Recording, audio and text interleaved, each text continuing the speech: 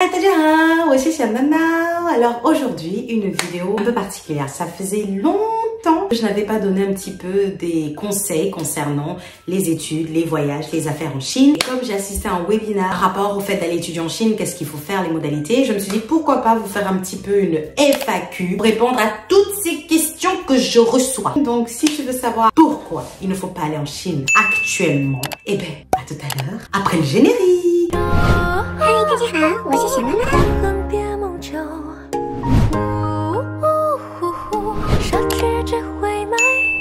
Hey and welcome back après le générique. J'espère que tu vas bien. J'espère que si tu es encore là, c'est parce que le sujet t'intéresse. Dans tous les cas, je vais faire en sorte qu'il t'intéresse. Donc, avant de commencer cette vidéo, il faut absolument qu'on mette des règles de base. Tout ce qui va concerner le coco, on va mettre ça. Tout ce qui va concerner le truc, on va mettre ça pour que vous voyez la censure ne s'opère pas, que les gens du FBI ne débarquent pas chez moi. Et puis je vais essayer de vous parler tout simplement de ce qui se passe actuellement en Chine et aussi vous donner mes recommandations. Donc regarde cette vidéo jusqu'à la fin parce qu'à la fin je vais te donner des recommandations justement à savoir chez maman, qu'est-ce qu'on fait alors? Moi je suis une businesswoman, comment je m'en sors? Ou alors moi je suis étudiante, j'aimerais pouvoir aller étudier, qu'est-ce que je fais? Donc voilà, d'habitude j'ai tendance à vous dire aller en Chine, aller étudier, aller faire ceci, etc.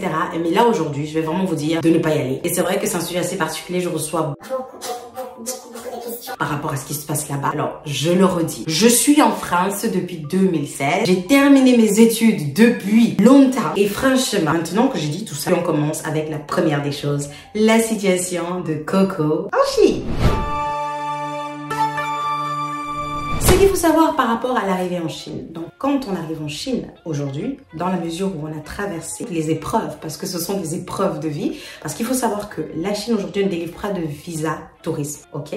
Ensuite, elle ne délivre pas de visa étudiant dans certaines conditions. Il y a encore des possibles entrées, mais c'est vraiment rare. Ensuite, elle peut délivrer des entrées pour des personnes qui étaient déjà en Chine, qui sont résidents, qui veulent retourner, et ça c'est depuis septembre 2021. Et lorsque tu peux même rentrer et que tu vois le prix du billet d'avion, tu te dis quand même, ok, je vais attendre, parce que il faut savoir que moi, par exemple, depuis la France, le billet d'avion que j'ai regardé il y a 2 semaines avec Air France, j'ai fait Air France et j'ai regardé sur une application qui s'appelle Tunar, que j'utilisais souvent en Chine pour regarder les trains, etc.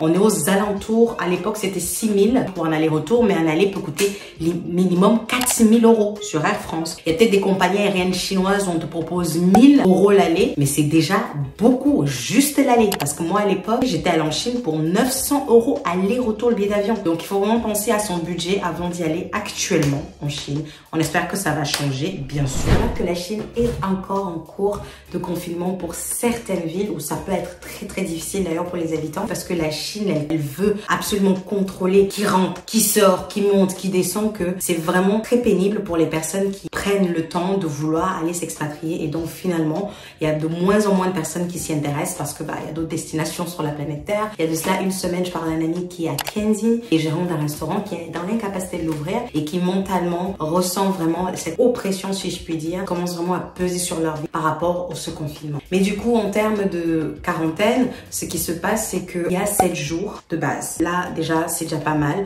Mais le problème, c'est que cela dépend des provinces. Donc moi, je te dis 7 jours aujourd'hui. Peut-être que demain, tu arrives à Shanghai. On te dit non, c'est 40 jours ou c'est 20 jours. Et la quarantaine va dépendre de la province dans laquelle tu atterris. Donc quand tu arrives sur place, admettons que tu as traversé toutes les étapes de tests à faire et au niveau de l'hôtel, au niveau de la nourriture, au niveau de tout ce dont tu auras besoin sur place, ce sera de ta propre poche. Donc prévois un budget conséquent lorsque tu vas là-bas. Maintenant donc, on va parler de la deuxième catégorie, c'est on part du principe que tu es arrivé en Chine et tu es à l'intérieur maintenant et que tu voudrais voyager.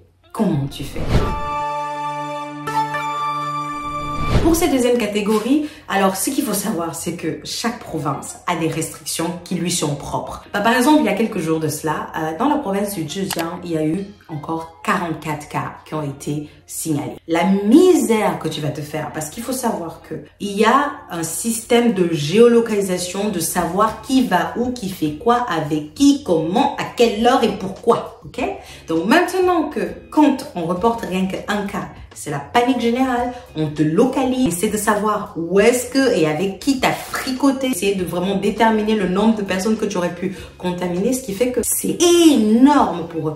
Et donc, dans cette panique générale, tu imagines les nombres de choses qu'ils doivent faire. Donc, si admettons, tu as réussi, tu es là-bas, il faut que tu aies une application qui va te permettre d'avoir un travel code, un code de voyage. Ils veulent vraiment savoir avec précision tes déplacements pour savoir si tu es une personne qui va mener du risque ou pas dans une province ou dans une ville. Eh les gars, ils sont en confinement. Ce qui fait que c'est assez compliqué, tu l'auras compris, que même voyager sur place dans la Chine, c'est un autre délire. Donc voilà par rapport à un petit peu à la situation globale de ce qui se passe par rapport à Coco là-bas. Et ça concerne tout le monde, hein, pas que les étudiants. Donc vous, les chers étudiants, qui venez m'écrire sur Instagram pour savoir si maman, est-ce que tu peux nous dire comment je peux faire pour y aller? Alors, faut savoir, si maman n'a pas de VIP card. Je suis pas une personne assez influente pour vous permettre d'aller en Chine. Pour les bourses, c'est pareil. Vous allez obtenir la bourse de je ne sais quel organisme, compte ou je ne sais pas du gouvernement. Mais ça va être compliqué d'y aller parce que le gouvernement lui-même, il ferme les frontières. Donc, arrêtez de me poser la question, s'il vous plaît. Je ne peux rien faire pour vous. Tout ce que je peux vous dire, c'est d'attendre, d'être patient. Et du coup, pour ceux d'entre vous qui se posent la question à savoir,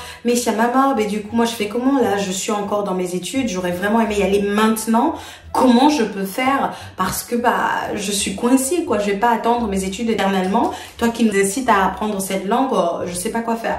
Alors moi je vais vous dire d'avoir beaucoup de patience. Notamment là je m'adresse à toi l'étudiant qui me regarde. Il faut que tu aies beaucoup de patience pour aller en Chine. Par contre, il y a une excellente nouvelle. L'excellente nouvelle c'est que tu peux apprendre le mandarin même sans y être allé. C'est-à-dire, je vous ai dit et je vous dis souvent que j'ai regardé beaucoup de dessins animés. Ça peut sembler absurde au premier abord, mais les enfants quand ils apprennent les langues, quand ils apprennent à parler, ils apprennent avec les bases. Regardez les dessins animés chez vous. Si vous avez un niveau un peu plus assuré, regardez les dramas, essayez de pratiquer, achetez les manuels, travaillez. Parce que lorsque vous voulez quelque chose, il va falloir que vous mettiez l'effort dedans pour essayer d'arriver à cet objectif-là et de le garder jusqu'à ce que tada, la Chine ouvre ses frontières. Alors maintenant que je vous ai dit tout ça, j'espère que je vous ai pas démoralisé, mais c'est surtout que je vais vous donner des recommandations pour savoir justement qu'est-ce qu'on peut faire en attendant. Alors la première des choses, c'est que si tu fais partie des personnes chanceuses qui sont actuellement en Chine, que ce soit pour les affaires, pour le tourisme, pour les études, c'est qu'en fait, tu vas être plongé vraiment dans la culture en elle-même chinoise. Parce que là, du coup, étant donné toutes les restrictions qui se font, il y a de moins en moins d'étrangers. Tu vas te retrouver vraiment avec les Chinois. Et pour l'immersion, c'est la meilleure des solutions qui existent. Et donc, tu peux être très dépaysé parce que au niveau culinaire, il y a certaines personnes qui sont un petit peu difficiles. Moi, je ne l'étais pas. J'ai beaucoup aimé la nourriture quand j'étais en Chine. Je vous dis, je me retrouvais, c'était comme si j'étais en fait au Cameroun parce que je retrouvais à peu près les mêmes sensations, les mêmes saveurs, ça chantait dans ma bouche. Donc, il y a pour des personnes qui ne sont pas habituées à la nourriture chinoise de vraiment découvrir tout ça gustativement et de supporter, hein, parce que là, ça va être très difficile pour eux. Du coup, je vais essayer de te donner quelques petites recommandations. La première des choses à savoir que je vous recommande, c'est d'avoir vraiment WeChat. Je vous ai déjà parlé de cette application ici. Si vous n'avez pas WeChat, ne me parlez même plus. Avec WeChat, tu payes les trains, les avions, payes la nourriture, payes les tickets de cinéma, tu payes tout dessus parce que c'est connecté à Alipay. Un moyen de paiement. Ça va te permettre en fait d'acheter des choses pour pouvoir survivre au quotidien. Il faut savoir, et je le dis toujours, la Chine est bloquée virtuellement par rapport à tous les réseaux que vous utilisez. Par exemple, là tu me regardes sur YouTube. Mais YouTube, tu l'as pas en Chine. Ensuite, tu vas aller me voir sur Instagram, sur mon compte là. Mais Instagram, tu l'as pas en Chine. TikTok, à une exception, ils ont Douyin qui est chinois. Tu auras Douyin chinois. Mais tu n'auras pas le TikTok actuel. Tous les réseaux sociaux que tu connais, tu ne les auras pas là-bas. Sauf si tu as un VPN avant d'aller. Parce que, ok, sur place, tu peux trouver un VPN, mais tu vas avoir des maux de tête tellement c'est difficile. Justement, tu es en Chine, tu as les trucs qui sont bloqués. Puis tu veux un VPN qui est de l'autre côté. Tu en as des gratuits, tu en as des payants. Tu tapes VPN sur YouTube, tu vas comprendre ce que c'est. Tu le mets dans ton téléphone, dans ton ordinateur. Là, tu es prêt à affronter le firewall chinois. Troisième ou la quatrième des choses qu'il va te falloir, c'est un dictionnaire. Bon, étant donné qu'il y a de moins en moins d'étrangers, tu seras vraiment avec des Chinois. Moi, je recommande souvent Pleco. Tu as vraiment tout. Tu as même les modules de HSK à l'intérieur. Donc, télécharge ça. Quand tu es bloqué, tu prends, tu dessines le caractère, tu donnes la traduction. Et d'ailleurs, ça me permet de faire la transition sur mon autre recommandation qui est de apprendre un petit peu le mandarin. Alors, vous savez, à l'époque, on était sur un HSK qui allait jusqu'à 6 niveaux. Sauf que les Chinois se sont levés un beau matin, ils se sont dit, ah non, 6 là, c'est vraiment trop facile. Et si on faisait jusqu'à 9? Alors, la recommandation que je fais vraiment de tout cœur, c'est que si, admettons, c'est pour les études, je te conseille vraiment d'apprendre le HSK du niveau 1 au niveau 3. C'est tout petit. En 3 mois, tu y arrives. Mais en 3 mois, tu viens tous les jours. Ça te permettra vraiment de naviguer dans la ville, de pouvoir manger, de pouvoir acheter des trucs, de pouvoir comprendre les choses basiques, de ne pas être perdu. Ça peut être pas mal du 1 jusqu'au 3. Ensuite, pareil pour les étudiants, il y a des comptes que je vous recommande. Il y a, par exemple, pour avoir des scholarships, des bourses, il y a ce compte-là qui peut te donner des informations. Tu peux les ajouter sur WeChat. Et ensuite, pareil pour les étudiants, tu as le compte de CEIBS, que je te mettrai aussi pareil en barre d'infos, qui va te donner les informations concernant les bourses et les aménagements qu'ils font pour les étudiants pour aller étudier en Chine, en espérant très bientôt. Et pour tous ceux qui veulent aller pour d'autres raisons en dehors de celles qui est les études, vous avez Smart Shanghai qui va vous donner beaucoup d'informations sur ce qui se passe en Chine. Pour aller, comment faire pour avoir ci, pour avoir tel truc, pour trouver un appartement, pour trouver ci. Bref, toutes les informations seront en barre d'infos. Je vais vous mettre tout ça là. Et maintenant que j'ai dit tout ça, j'espère que je t'ai pas découragé sur ton envie d'aller en Chine, que ce soit pour les études ou pour le voyage. En revanche, ce que je voulais vraiment dire dans cette vidéo, c'est que ça prend beaucoup d'énergie, beaucoup d'argent et beaucoup de temps.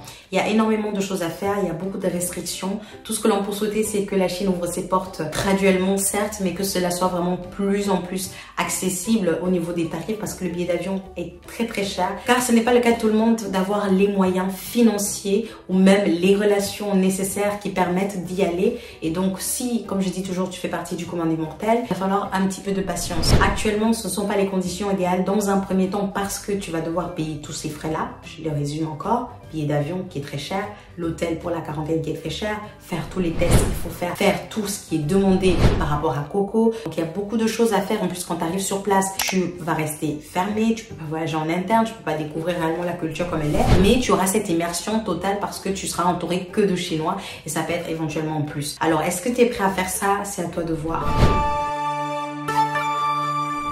Par rapport aux bourses, les liens que je te mets en barre d'infos te donneront beaucoup plus d'informations. Moi, j'ai terminé mes études depuis très longtemps. À l'époque, Coco n'était même pas sur le radar public. Donc, on ne se posait pas la question. On pouvait aller en Chine pour 400 €. On pouvait aller en Chine pour 900 €. Ça a évolué en fonction des périodes. Mais là, maintenant, c'est extrêmement cher. Donc, si tu as les moyens ou si tu n'en as pas, prends ton mal en patience. Tu peux apprendre le mandarin même en étant en dehors de la Chine.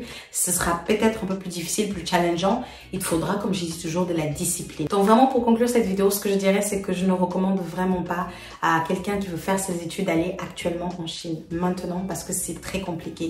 Sauf si tu as un bon porte-monnaie et que tu viens d'une très bonne famille qui te permet d'avoir ce porte-monnaie, ou si tu as gagné au loto et si tu as des bonnes relations avec le gouvernement. Dans ce cas, on voyage. Mais si tu n'es pas dans cette catégorie de personnes-là et que tu veux vraiment y aller, il va falloir attendre. Donc, il faut savoir que même si la Chine est assez difficile d'accès aujourd'hui et que je ne recommande pas personnellement d'y aller, mais c'est ma recommandation, c'est mon avis personnel, vous avez les options comme Hong Kong, qui reste encore ouvert. D'ailleurs, un étudiant qui partait de Toulouse par rapport à un travail qu'il a eu, l'entreprise était prête à le faire venir et il est en Chine depuis 3-4 mois. Vous avez ces options-là parallèles en attendant que la Chine continentale ouvre ses portes pour l'immigration, le tourisme, les voyages, les affaires, les études aux étrangers. Dans tous les cas, j'espère que tu auras aimé cette petite vidéo qui résumait un petit peu ce que j'avais entendu du webinaire et surtout ce que j'ai trouvé sur internet. Je t'ai promis de te mettre les liens en barre d'infos, je te les mettrai en barre d'infos. Je te souhaite un bon début de semaine et je te dis à la vidéo prochaine. Bye bye.